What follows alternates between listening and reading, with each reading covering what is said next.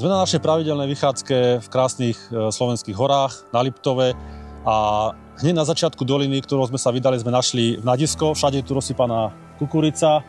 Tu sú aj zvyšky vriec, v ktorých tú kukuricu doniesli.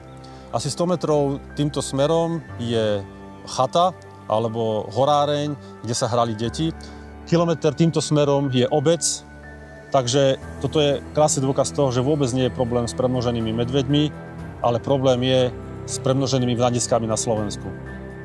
Práve tu vznikajú problémy problematických medveďov, ktorí si takto zvyknú na stravu, ktorú i my ľudia donášame. Nie premnožený medveď je problém, problém je to, že my ľudia sa nevieme správať tolerantne voči prírode.